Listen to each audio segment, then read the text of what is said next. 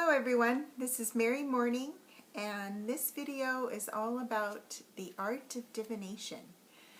So I think of divination as seeking hidden knowledge either from your higher self or from a spirit guide, but you're going to use a tool to help you gain this knowledge.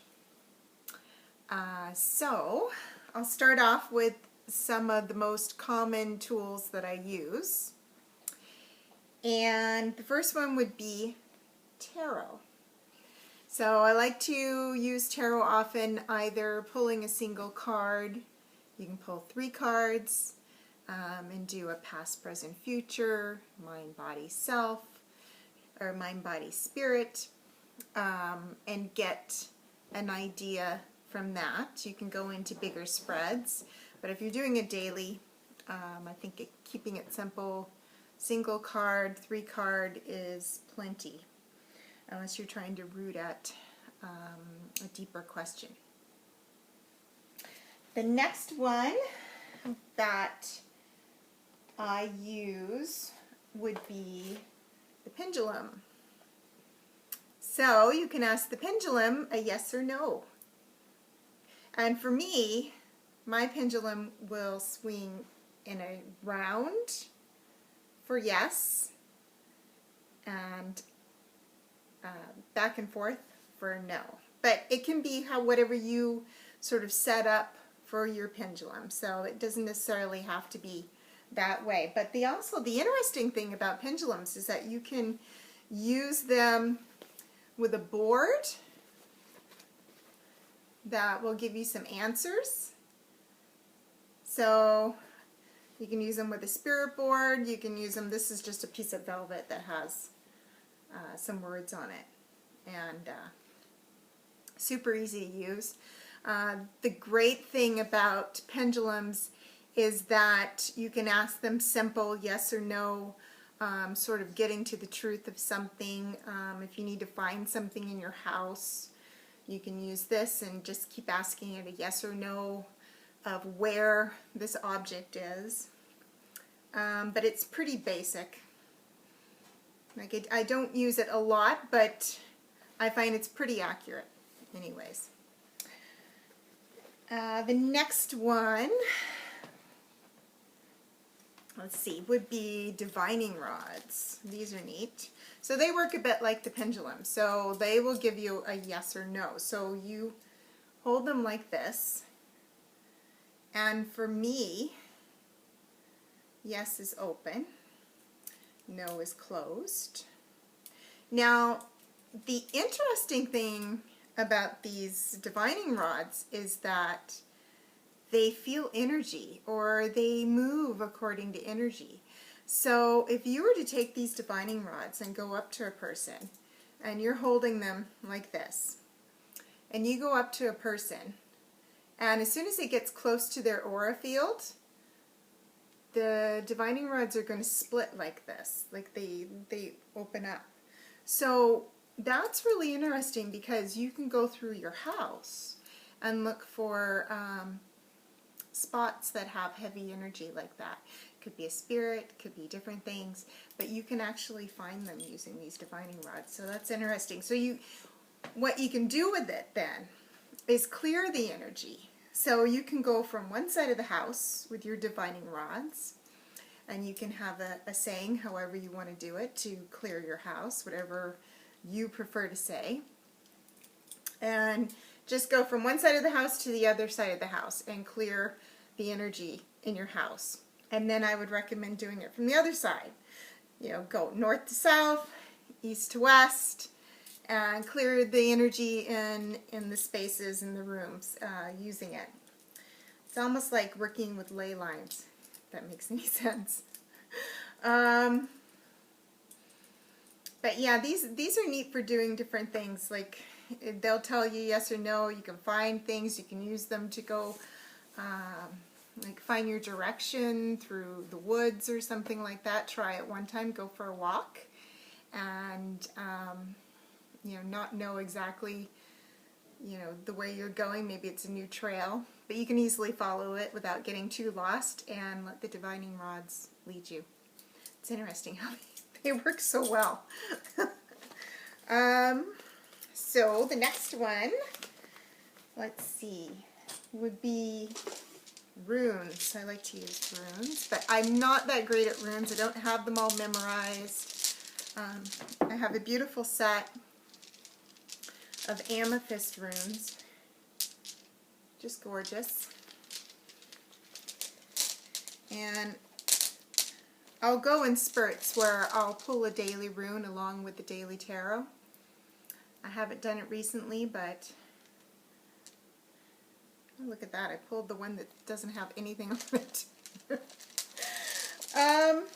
So yeah, I don't know them right off by heart. I wish I did, but it's just not something I've sort of committed to memory, so I have to look them up in a book when I pull the runes. And let's see, I have a set of witches runes, which are kind of neat. They're handmade from a local girl, so those are really neat too. Yeah, and they have a little book that tells me what they are as well. So same thing, I used them for a while, just pulling one a day along with the daily tarot, just to give me a little bit more insight. Now the next one is a little different in that this is my crystal ball. I just kind of keep it on this little angel, but she really kind of doesn't have anything to do with it other than being a holder. So the crystal ball, now I've used it a few times, and the interesting thing about crystal balls is that you sort of go into a trance when you're using them. So it's kind of like looking for an aura. You want to look up above the ball. Don't look directly at it. You want a low light. You can have candles going sort of in the background. Give you a tiny bit of light, but have it low. And you will start to, it's not like you actually see things in the ball, although maybe some people do. But you'll start to get visions. The same way if you're in a deep meditation and you get the visions, it'll happen the same way with the crystal ball. So the really interesting thing about crystal balls is that once you get really practiced at them and you stare at them long enough, the room will start to fall off. So you sort of go into this it's almost like an alternate dimension kind of thing where nothing will sort of exist around you except for black, and then all you see is what your vision is. So they're really different as far as kind of getting to the core of what you want to ask, because it's more of a psychic sense than using a tool and looking something up in a book. You're using your intuition when you're using a crystal ball. So let's see, another one that I use is Bibliomancy. So you just pull a book, and like I have enough books. Pull a book. I just kind of grab one off the shelf. This is an awesome book, by the way. Psychic Protection by Ted Andrews. So you take the book and you just kind of do this and you look for a page. And let's see what it says. I couldn't make this up. About channeling and trance work. Using a crystal ball might be a bit of trance work. So there, hey, I need to read that, obviously. So that works really well for me. Let's see, what else can I talk about? Well, other than, there's Tasseomancy, using a teacup to read. It's not something, again, like I'm not really practiced in that, but I have tried it. Let's see, what else? I've done I Ching before, which I found fairly confusing, to be honest. it's too much math for me. I'd rather just pull a card. Like, I found I was doing all this math and trying to figure it out, and but I have to say with I Ching, it was absolutely accurate for whatever was going on at the time. Absolutely accurate.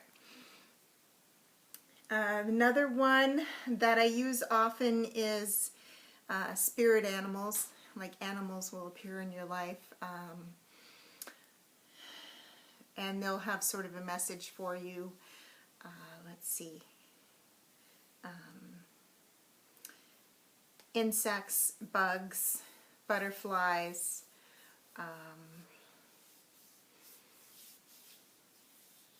all of that sort of thing sort of gives you a message, and you can look it up as far as what message they're trying to bring you. Numbers can do the same thing. I quite often get numbers, and you know, there's a lot of talk about the angel numbers, which are the 1111 and the 2222. Sure, I get those all the time. 1212 is one I get often, but I will also see different combinations of numbers, and you can look those up to see what they mean. There's a few websites that sort of give you the description of it. Doreen Virtue is a great one for that. Like 432 is another sort of often one I get. Let's see. Another thing I do is dream. So if I look up what I dreamt about the previous night, you can get a message about what you're working on. All of this is divination, like sort of tapping into your unconscious, finding out the message that your higher self is trying to tell you without having to go into a meditation, is the way I sort of think of it. I can't think of any others that I use on a regular basis other than those, but there are so many out there. Like, I'm just brushing the surface, but these are ones that I use on a regular basis. So I would highly recommend, if you're going to be starting out, and oracle cards. I didn't even mention oracle cards. So if you're starting out, you might want to start with the tarot or the oracle cards and maybe a pendulum.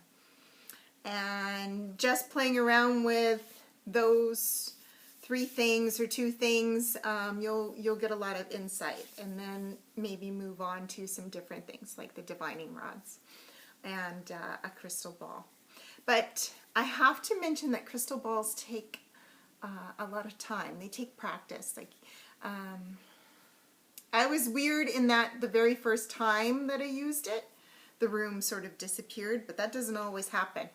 That can take practice. That can take trying it several times in a row before it happens.